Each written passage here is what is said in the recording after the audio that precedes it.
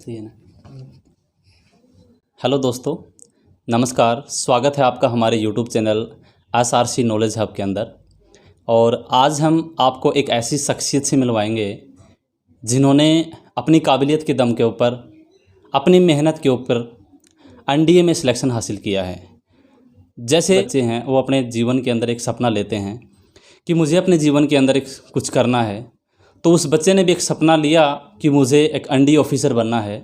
और एक छोटी सी उम्र के अंदर, मात्र 18 की साल की उम्र के अंदर उन्होंने NDA में सिलेक्शन हुआ है।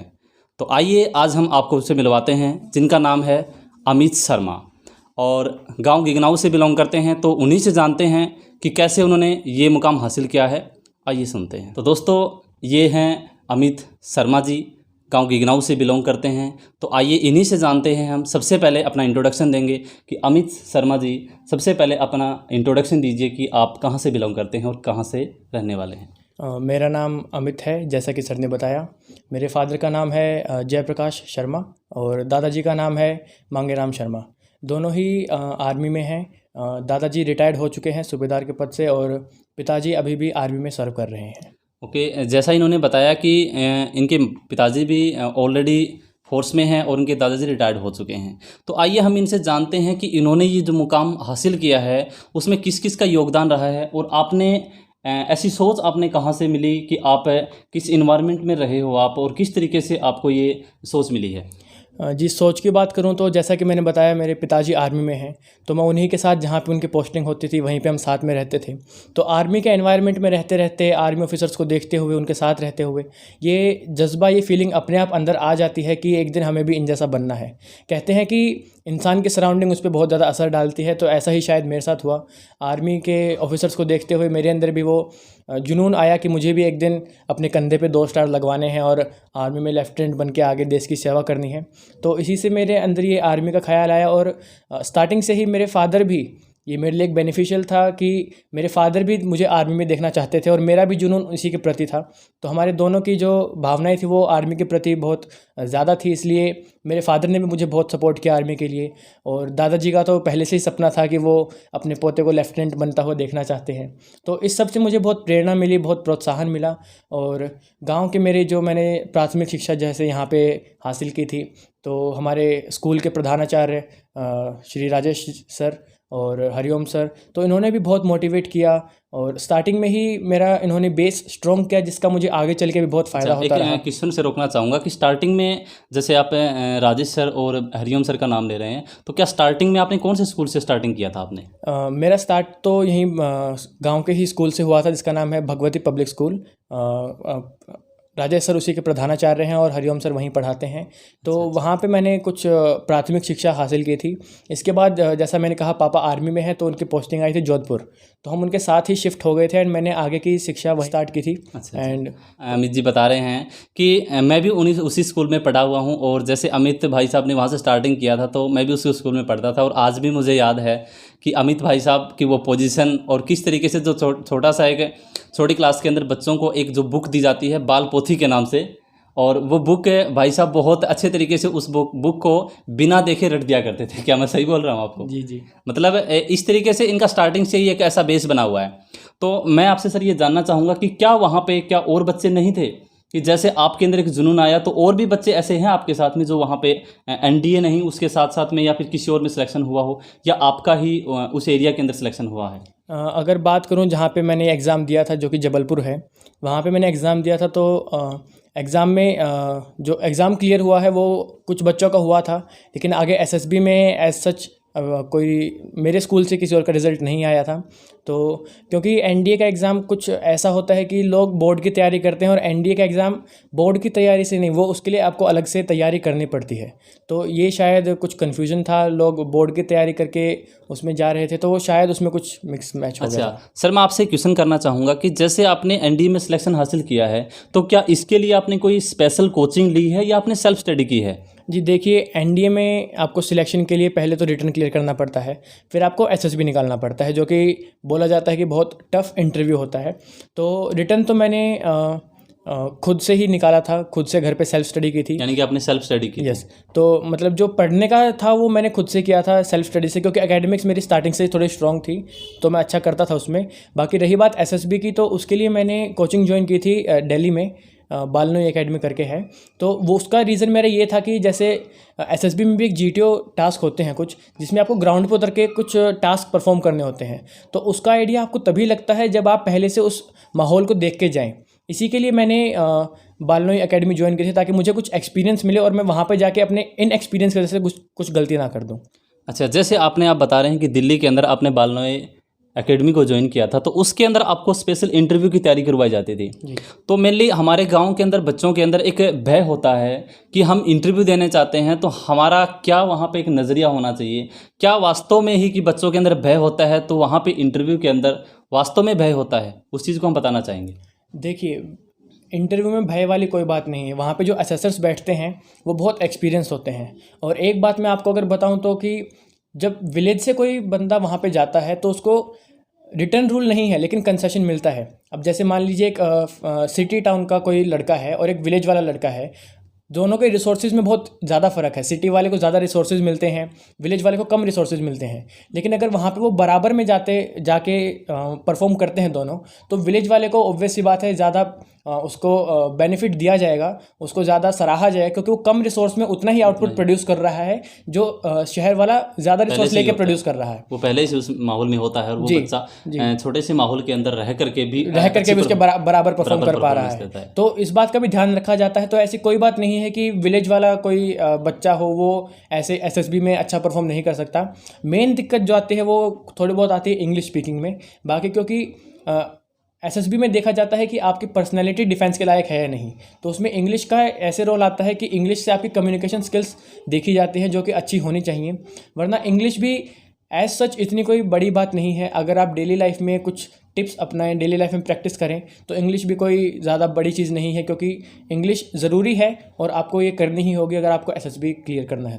तो मतलब अमित जी, आपसे जानकर हम ये कह सकते हैं कि गांव के अंदर रहने वाला बच्चा एनडीए का सपना ले सकता है, उसके लिए कोई बड़ी बात नहीं है अगर उसकी सोच बड़ी हो तो। बिल्कुल बिल्कुल, ऐसा कोई रूल नहीं है कि गांव में रहने वाला बच्चा एनडीए नहीं कर सकता। बिल्कुल कर सकता है, अगर उसमें लगन है, मेहनत है और कुछ कर दिखाने का जज्बा है तो बिल्कुल कर सकता है। ज़रूरी नहीं है कि आपको हाईटेक हाईटेक फैसिलिटीज़ चाहिए, बहुत बड़ी बड़ी ज़्यादा रिसोर्सेज चाहिए। अच्छा। आप कम रिसोर्सेज में भी उनको एफिशिएंटली यूज़ करके एनडीए क्लियर कर सकते हैं। कई बार जैसे माइंड में क्वेश्चन आता है कि एनडीए का नाम सुनते ही कईयों के तो ज़मीन पैर तले निकल जाती है। तो मैं जानना चाहूँगा कि सबसे पहले कि एनडीए करने के लिए एक बच्चे को मिनिमम क्वालिफिकेशन क्या ज़रूरी होती है? कि कईयों से सुना है कि कई बीटेक करके लेटरल एंट्री करते हैं एनडीए के अंदर, और कई बच्चे +2 नॉन मेडिकल से डायरेक्ट एंट्री कर जाते हैं। तो मिनिमम क्वालिफिकेशन उसके लिए क्या होनी चाहिए और कहाँ से? जैसे कई बार सोचते हैं हम कि 10th के बाद हमारे पास बहुत सारे रास्ते खुल जाते हैं, कि कोई बच्चा 10th के बाद आर्ट साइड में चला जाता है, कोई बच्चा +2 करके 10th के बाद में +2 करेगा तो नॉन मेडिकल साइड से करेगा, और कोई बच्चा जो है वो मेडिकल साइड से करेगा। तो इनमें से कौन सी लाइन बच्चे के लिए बेस्ट रहती है, और क्या वो नॉन मेडिकल में रहते रहते साथ साथ स्टडी करे या फिर +2 करने के बाद सोचे? देखिए, एनडीए की अगर बात करें तो बेसिकली आर्मी में जाने के लिए बहुत सारी एंट्रीज होती हैं, लेकिन एक कहावत है कि एनडीए जैसा कुछ नहीं है। एनडीए जो कैडेट प्रोड्यूस करता है उनका कोई मैच नहीं होता, क्योंकि एक दुनिया की ऐसी पहली इकलौती एकेडमी है जहाँ पे तीनों सेनाएं, जो हमारी एयरफोर्स है, नेवी है और आर्मी है, साथ में ट्रेन होती हैं। तो अगर आपको एनडीए करना है तो ये आपकी बेस्ट चॉइस है, बेस्ट आपका डिसीजन होगा लाइफ में एनडीए करना। अब बात करें क्वालिफ़िकेशन की, तो एजुकेशन क्वालिफ़िकेशन आपको 10+2 चाहिए है। बेसिकली पीसीएम वाले ज़्यादा अप्लाई करते हैं इसमें, लेकिन बाकी स्ट्रीम वाले भी कर सकते हैं उनको। लेकिन फिर आगे जाके नेवी और एयरफोर्स में उनका लाइन नहीं पड़ता, टेक्निकल साइड में नहीं मिलता उनको, फिर आर्मी में ही बीए करा के कुछ ऐसे होते हैं और उनका रेट परसेंटेज कम होता है। क्योंकि मीन्स हम ये कह सकते हैं कि +2 आर्ट से अगर किसी ने अच्छे से कर रखी तो वो एनडीए ज्वाइन कर सकता है, वो एनडीए मतलब अप्लाई कर सकता है। जी बिल्कुल, जब आप एनडीए का फॉर्म भरते हैं तो उसी में क्वालिफिकेशन के कॉलम में आपको पूछा जाता है कि क्या आपने 10+2 जो की है या फिर आप कर रहे हो, क्योंकि अपीयरिंग वाले भी दे सकते हैं और जिन्होंने पास कर ली वो भी दे सकते हैं। तो उसमें पूछा जाता है कि आपने 10+2 जो आप कर रहे हो या फिर कर चुके हो वो आपने पीसीएम के साथ की थी या पीसीएम के बिना की थी। तो उसमें अगर आप आर्ट्स वाले हैं तो पीसीएम के बिना वाला फॉर्म भर सकते हैं। बेसिक दिक्कत इसमें यह आती है कि एनडीए के रिटर्न जो एग्जाम होता है उसमें मैथ्स का अलग सेक्टर होता है, तो आर्ट्स वालों को उसमें दिक्कत आती है। आर्ट्स विद मैथ अगर हो तो अच्छे से आर्ट्स विद मैथ हो तो आराम से आप क्लियर कर पाते हो, उसमें कोई दिक्कत वाली बात ही नहीं आती, क्योंकि मैथ्स का पेपर आर्ट्स वालों को ज़्यादा तंग करता है। क्योंकि जो रही बात जीएटी के पेपर की, जनरल साइंस वाला पेपर, उसमें हिस्ट्री का बहुत अच्छा पोर्शन होता है, पॉलिटिकल साइंस होता है, तो उसमें आर्ट्स वालों को बहुत बेनिफिट है, क्योंकि वो तो पढ़ते आ रहे हैं 11th-12th में भी। पीसीएम वाले ने तो 10th में लास्ट टाइम पढ़ा होता है। तो लेकिन दिक्कत बस यही आती है कि मैथ्स में उनको दिक्कत आती है, और मैथ्स बहुत ज़्यादा इंपॉर्टेंट है। अगर आपने मैथ्स का कट ऑफ क्लियर नहीं किया तो आपने जीईटी में जैसे ही परफॉर्म किया हो वो मायने नहीं रखता है। मेनली कहने का मतलब है 11th और 12th का जो मैथमेटिक्स है, अगर उसके अंदर बच्चे की कमांड अच्छी है और साथ साथ में जनरल नॉलेज अच्छी है, तो उसके साथ साथ में उसे ज़्यादा घबराने की ज़रूरत नहीं है। बिल्कुल, मतलब साथ साथ स्टडी के अगर उसके बाद भी साल 6 महीने अगर वो दिल लगा के मेहनत करे तो वो एनडीए में सिलेक्शन हासिल कर सकता है, कोई बड़ी बात नहीं है। बिल्कुल बिल्कुल। देखो, मैं तो हमेशा से कहता आया हूँ कि NDA is not about hard work, it is about smart work. तो आपको अपनी स्ट्रेटेजी बना के चलना होगा कि आप 12th में रहते हुए भी अगर आप एनडीए दे रहे हो, बिल्कुल दे सकते हो और क्लियर भी कर सकते हो। बहुत लोग क्लियर करते हैं। क्या आपने मतलब +2 रहते रहते किया है? जी, मैंने +2 में पढ़ते पढ़ते ही मैंने नवंबर में एग्ज़ाम दिया था। और वो मैंने क्लियर किया था, और उसका एसएसबी मैंने अभी जस्ट क्लियर किया है। तो मैं ये कह रहा था कि आप 12th में रहते रहते भी इसमें अपीयर हो सकते हो। आपको बस ये ध्यान देना होगा कि जैसे आप नवंबर में एग्ज़ाम हुआ था तो उस टाइम लगभग हाफ ईयरली ख़त्म हो जाता है 12th का, तो आपने आधा सिलेबस ऑलरेडी कवर कर लिया है 12th का, 11th का आप ऑलरेडी पढ़ चुके हो। मैथ्स, देखो, बच्चे एनडीए का नाम सुन के इसलिए डर जाते हैं क्योंकि उनको लगता है बहुत हार्ड एग्ज़ाम है, बहुत ये है, लेकिन वो सोचते नहीं हैं कि मैथ्स आता है सिर्फ 11th-12th लेवल का। बेसिक साइंस आती है वो 10th-11th के लेवल की आती है, और हिस्ट्री और ज्योग्राफी जो है वो भी बेसिक आता है। अगर आप नॉर्मल आपको ज्ञान है, या फिर अगर आप थोड़ा उसको टाइम दें तो वो भी आप अच्छे से क्लियर कर सकते हो। इंग्लिश आपकी अगर ग्रामेटिकल इंग्लिश अच्छी है, और अगर आपकी उस पर अच्छी कमांड है इंग्लिश के ऊपर, स्पोकन इंग्लिश में भी, तो आपको एसएसबी में भी हेल्प करता है और आपको एग्जाम में भी हेल्प करता है, क्योंकि इंग्लिश की 50 क्वेश्चन आते हैं। तो अगर आपकी इंग्लिश अच्छी है तो आप जीएटी में बहुत अच्छा स्कोर कर सकते हो। फिर शायद आप हिस्ट्री छोड़ के भी आ जाओ तो इंग्लिश उसको कवर कर लेगा। तो बेसिक बात यह है कि आपको अगर स्ट्रेटेजी पता है कि आपको 10th और 12th के 11th और 12th के मैथ्स के सब्जेक्ट कैसे पढ़ने हैं, मैथ्स के टॉपिक्स कैसे पढ़ने हैं, तो आप आराम से एनडीए निकाल सकते हो। ओके सर, बहुत अच्छा, आपको सुनकर अच्छा लगा। लेकिन एक क्वेश्चन और आपसे एक क्वेश्चन और करना चाहूँगा। जैसे एक बात होती है सर सेल्फ मोटिवेशन की, और एक होती है आउटर मोटिवेशन की।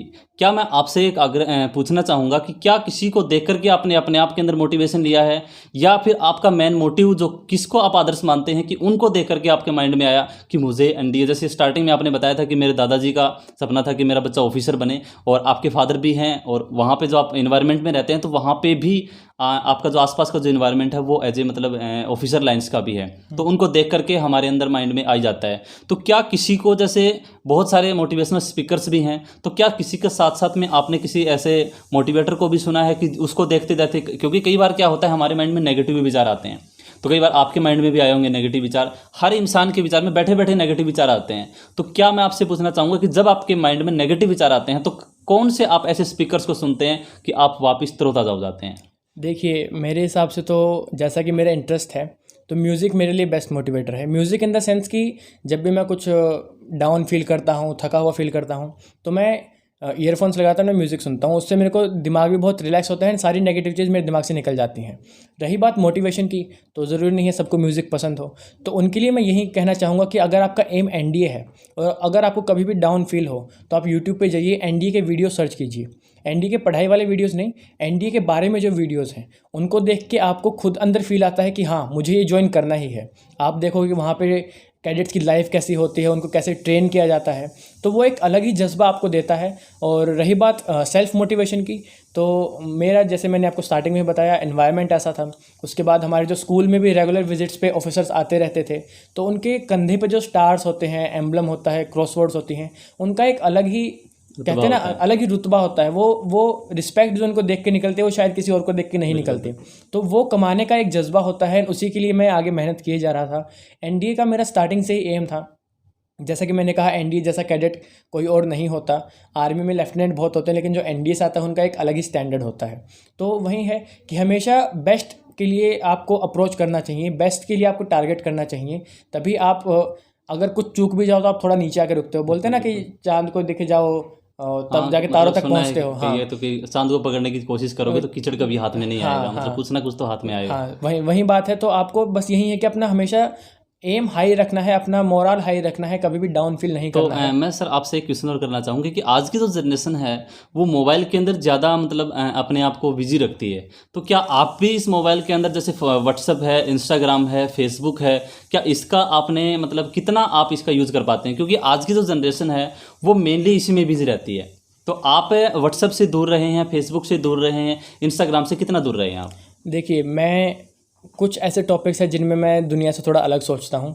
मेरा बेसिक मानना ये है कि अगर किसी बंदे को टाइम मैनेजमेंट आता है, तो चाहे वो फेसबुक चलाए, चाहे इंस्टाग्राम चलाए, व्हाट्सअप चलाए, गेम्स खेले, पबजी खेले, जो कि आजकल बहुत कॉमन है, बिल्कुल सही कुछ भी करे, लेकिन अगर उसको टाइम मैनेजमेंट आता है तो वो आराम से सब कुछ सेट कर लेगा। अगर वही बात है, आप पबजी में सारा दिन लगे पड़े हो, आप कुछ कर नहीं रहे हो, कहने का तो मतलब ऑब्वियसली वो टाइम, टाइम हाँ, वेस्ट है। टाइम वेस्ट, लेकिन अगर आप पढ़ाई कर रहे हो, आपने 2 घंटे पढ़ाई की, फिर आप रिलैक्स 15-20 होने के मिनट लिए रिलैक्स होने के लिए गेम खेलते हो, कोई दिक्कत तो वो नहीं। आपको नेगेटिव नहीं, आपको उल्टा पॉजिटिवली Positively अफेक्ट करता है।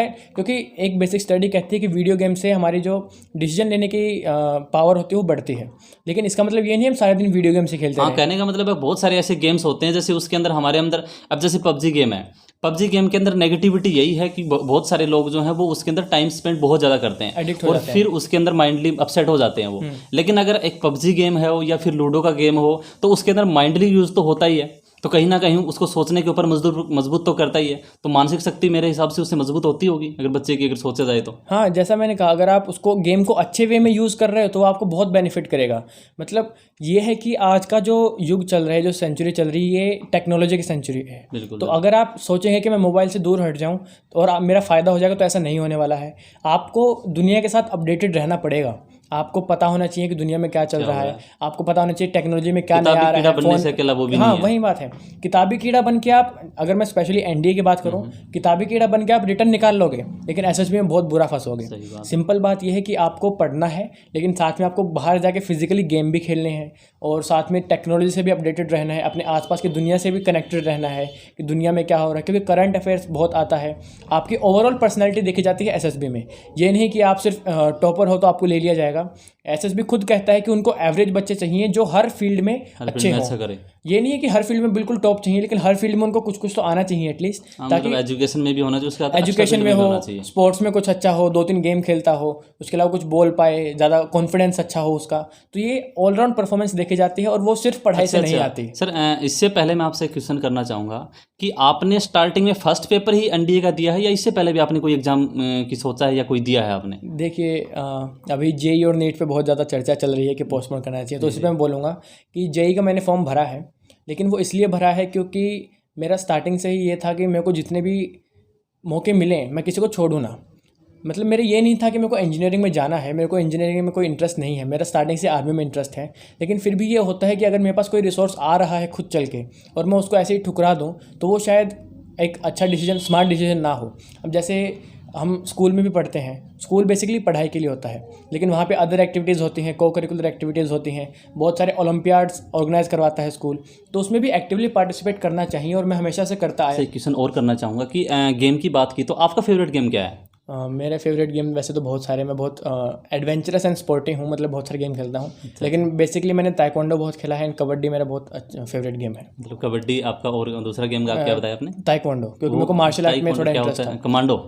Taekwondo is a basically south Korean game, मतलब कोरियन गेम है, मार्शल आर्ट है, और उसमें बेसिकली किक्स एंड पंचेस, जैसे कराटे होता है वैसे ही ताइक्वांडो होता है, लेकिन उसमें कुछ अलग फॉर्म्स होते हैं। तो मैं एक क्वेश्चन आपसे लास्ट करना चाहूँगा कि किस तरीके से बच्चों को आप एक संदेश देना चाहेंगे कि किस तरीके से उनको मतलब ज़्यादा बर्डन भी ना लें और एक टाइम भी मैनेज हो जाए, और उसके साथ साथ वो स्टडी के साथ साथ अपना घर वालों को भी मतलब इतना परेशान ना करें, और उसके साथ साथ अपना गेम भी खेलते रहें और साथ साथ में वो कंटिन्यूटी अपनी बनाते रहें? तो किस तरीके से उनको एक थोड़ा सा टाइम मैनेज करना चाहिए अपने स्टडी के अंदर? देखिए, सबसे मेन चीज़ है कि आपका एम क्लियर होना चाहिए।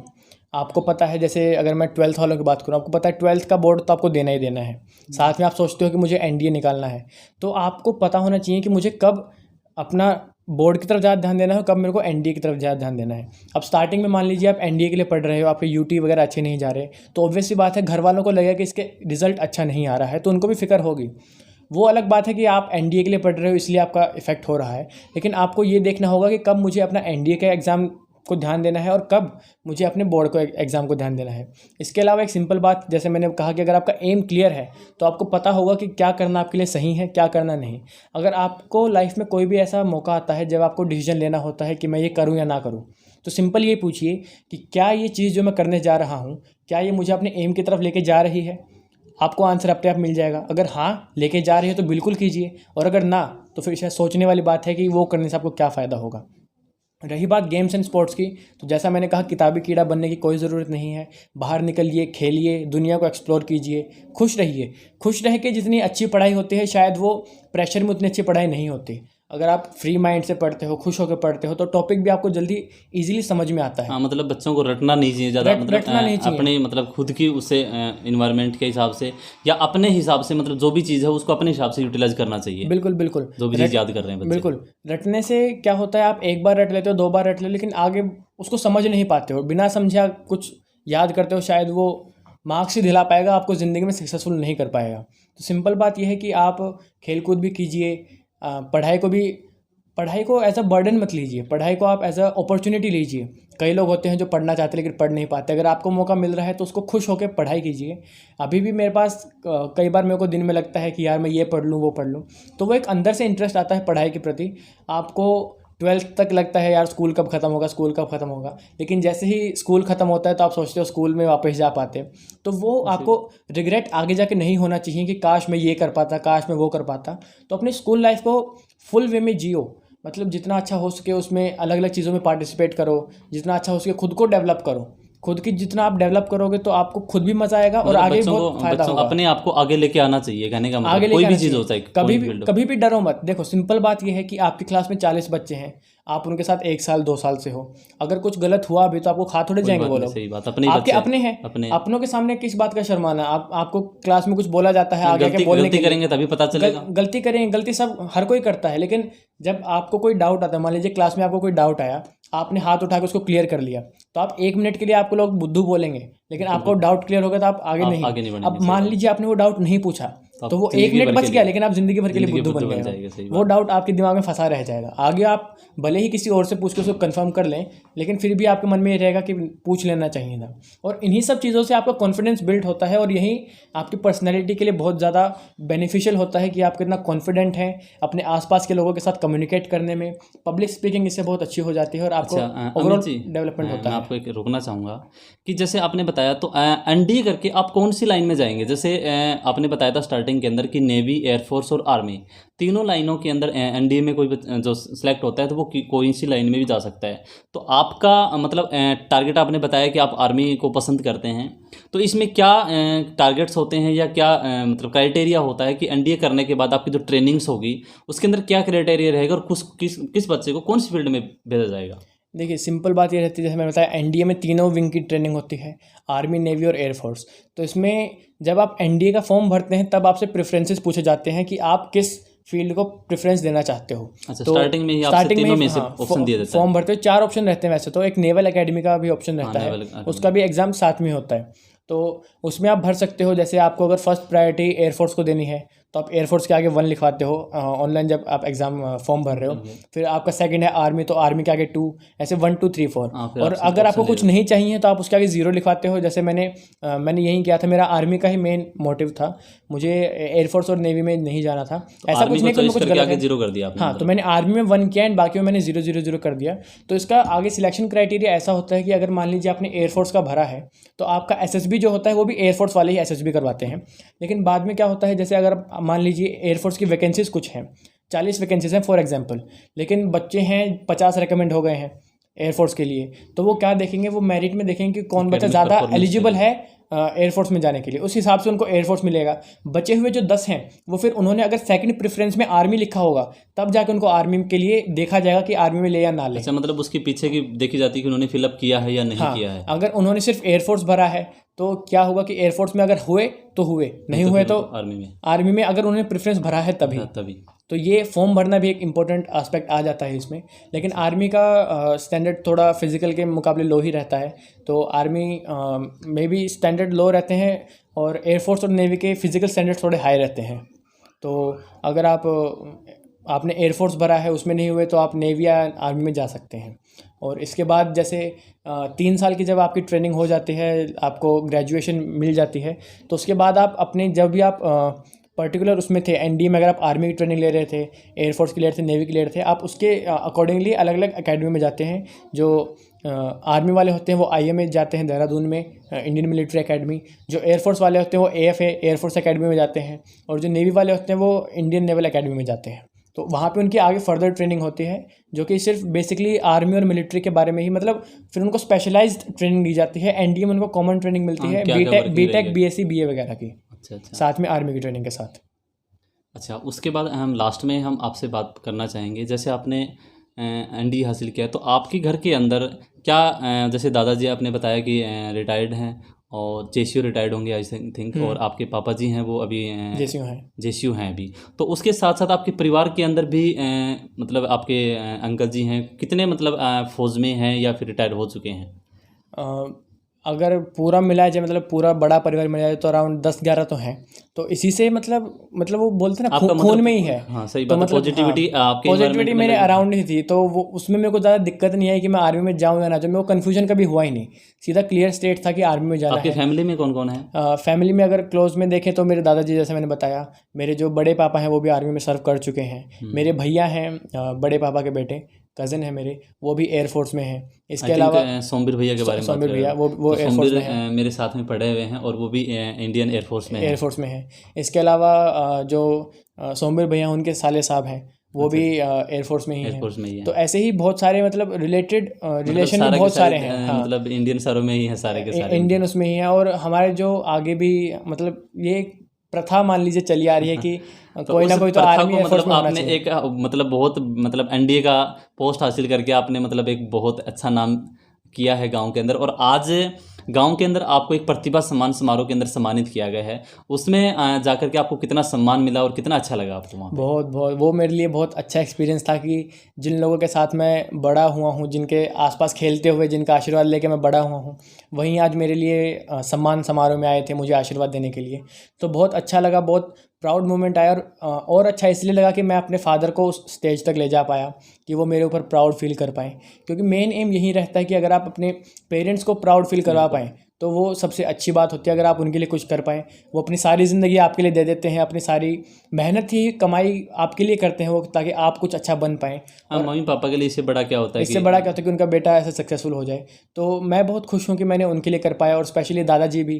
परिवार के अंदर कितनी खुशियाँ हैं, कैसा माहौल है? परिवार के अंदर बहुत बहुत बहुत खुशियाँ हैं। सब यही बोलते हैं कि तूने सीना चौड़ा कर दिया एंड ये। और बताना चाहूँगा कि सबसे बड़ी खुशी आई थिंक उसी दिन आएगी जब आपके कंधे पे स्टार होंगे और आप गाड़ी के अंदर यहाँ पे आओगे और गांव के अंदर एक माहौल सा बनेगा, गांव के अंदर चक्कर लगाया जाएगा। उस दिन तो मतलब एक अजब सा मतलब उस दिन तो वो फाइनल कुछ अचीव करने वाली खुशी होते हैं, फाइनल तो उसी दिन आएगी। सही खुशी तो अब भी है, लेकिन वो अभी 4 साल की ट्रेनिंग के बाद जो रगड़ा मिलेगा। हाँ, मतलब कहने की बात है, कई बार नहीं होता है कि जैसे मान लीजिए आपको कोई फ्रूट्स देने वाला है तो मतलब देने वाला है खुशी है, लेकिन मिल जाएगा तब फाइनल खुशी आएगी खाएंगे तब मजा आएगा। 2 स्टार कंधे पे लगे होंगे एंड गांव का चक्कर लग रहा होगा, जब मेरे फादर भी फाइनली इतने खुश होंगे कि मैंने वो अचीव कर लिया है फाइनली, अब उसको मुझसे कोई दूर नहीं कर सकता। हाँ, मतलब हासिल कर चुके हैं, बस वो आपके हाथ में, और उनको लोगों को मतलब स्टार जो लगेगा वो मतलब शो करना है, बाकी चीज़ें तो हो चुकी हैं, बाकी हो चुका है। तो वही है कि अभी उसके लिए और मेहनत करनी पड़ेगी, वहाँ पे जाके भी बहुत ज़्यादा। एनडीए की ट्रेनिंग ऐसी बोली जाती है कि बहुत ज़्यादा हार्ड रहती है। एनडीए में भी ड्रॉप आउट केस बहुत ज़्यादा रहता है कि कुछ लोग ऐसे, जैसे कि मैंने अभी बताया कि अगर आप सिर्फ पढ़ाई कर रहे हो, मान लीजिए आप एनडीए में पहुँच भी गए, तो वहाँ पे ऐसी फिजिकल ट्रेनिंग इतनी ज़्यादा होती है, इतनी टफ होती है कि कई लोग ऑप्ट आउट कर लेते हैं, पहले छोड़ के आ जाते हैं कि हमसे ऐसी ट्रेनिंग नहीं हो पाएगी। पढ़ाई हर कोई कर लेता है, जो मान लीजिए अगर कोई 65% वाला बच्चा है लेकिन हट्टा कट्टा है, रफ टफ है, तगड़ा है, वो फिजिकल सहन कर लेगा, पढ़ाई वो भी कर लेगा, गिर पड़ के 60% 70% ला के पास हो जाएगा, लेकिन वो फिजिकली भी अपना अच्छे से परफॉर्म कर पाएगा। लेकिन वहीं एक बच्चा है जो 90-95 लेके आता है लेकिन फिजिकली अच्छा नहीं है, वो 2 किलोमीटर दौड़ के ही मरने को जाता है, तो वो ऑब्वियस सी बात उसके लिए बहुत ज़्यादा टफ होने वाला है। हो सकता है वहाँ पे जाके अडेप्ट हो जाए, लेकिन फिर भी टफ पड़ता है। अच्छा, तो जैसे आपने अभी ये दिया, जैसे कोई भी फॉर्म अप्लाई करते हैं हम, तो उसके लिए वैकेंसी अलॉट की जाती हैं। जैसे हम जैसे दिल्ली पुलिस की वैकेंसी निकली हुई है तो उसमें अलॉट हुआ है कि 5000 प्लस वैकेंसी हैं। तो आप जब एग्ज़ाम दिया था तो उसमें कितने बच्चे बैठे थे, और उसके अंदर हरियाणा के कितने बच्चे थे, और कितने बच्चे सेलेक्ट हुए हैं? देखिए, एनडीए एक बहुत ही ड्रीम एग्ज़ाम होता है कई बच्चों का, बहुत पहले से प्रिपेयर करते हैं। आर्मी में जाने के लिए बेस्ट एंट्री है एनडीए की ही होती है, आर्मी नहीं मतलब बाकी एयरफोर्स और नेवी में भी, तो ये बेस्ट एंट्री होती है। इसके लिए बहुत आते हैं, अराउंड एक साल में 2 बार एग्ज़ाम होता है और एक एग्ज़ाम में अराउंड 2 to 2.5 लाख लोग अप्लाई करते हैं। उसमें से around 6 to 7,000 written exam clear कर पाते हैं। तो देख लीजिए मतलब 2.5 लाख में से 6,000 क्लियर कर पा रहे हैं, और उन 6,000 में से आगे जब एसएसबी के लिए बुलाया जाता है तो अराउंड 500 to 550 उसको एसएसबी क्लियर कर पाते हैं। तो मतलब छटने का रेट बहुत ज़्यादा है यहाँ कह पे। सकते हैं कि हरियाणा में अकेले का मुझे गारंटी नहीं है, हाँ, लेकिन और भी हो सकते हैं शायद, लेकिन आगे देखा जाएगा। वो भी अगर मैं जब कोर्स में जाऊंगा तो ऑब्वियस सी बात है, अगर कोई हरियाणा का होगा तो मिलेगा ही मिलेगा। हाँ, ये तो है, जब आगे जाओगे तो वो अपने स्टेट के साथ अलग ही कनेक्शन रहता है। मतलब अच्छा है कि आपके अलग स्टेट में भी फ्रेंड्स हैं, जैसे कि मैं अभी जबलपुर में हूँ तो वहाँ पे भी मेरे फ्रेंड्स हैं, जबलपुर के, मध्य प्रदेश के हैं, साउथ के भी बहुत सारे हैं। लेकिन जो हरियाणा वाले के साथ दोस्ती होती है अपनी लैंग्वेज के साथ तो वो अलग ही रहती है।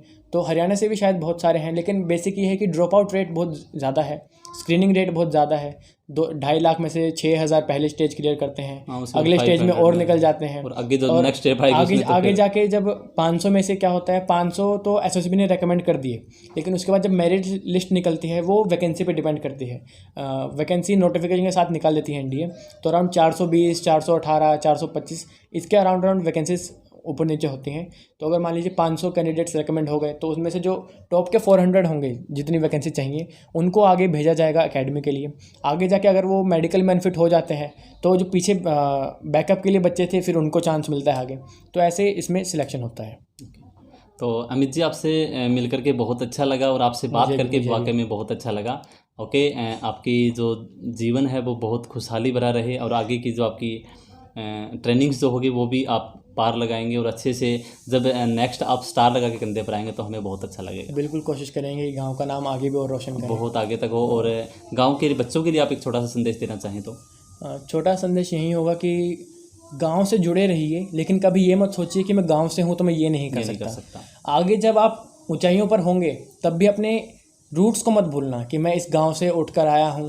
वो एटीट्यूड बोलते हैं ना, लोगों में एटीट्यूड आ जाता है सक्सेसफुल होने के बाद, वो नहीं आना चाहिए। अमित जी से बात कर रहे हैं हम बिल्कुल भी नहीं लग रहा है कि हम एक एनडी ऑफिसर से बात करें। तो एक ऐसा ही माहौल होना चाहिए, अगले के अंदर एटीट्यूड इतना नहीं होना चाहिए कि मैं I am selected in NDA, मतलब हम किसी से बातें नहीं करेंगे, तो ऐसा नहीं होना चाहिए। हाँ, वैसा ही होना चाहिए कि आपको अपने जिनके साथ आप कभी खेलते थे तो आप सक्सेसफुल हो गए तो उनको भूल जाओ, ऐसा नहीं। अपने ट्रेडिशन के साथ, कल्चर के साथ, अपनी रूट्स के साथ हमेशा जुड़े रहना चाहिए।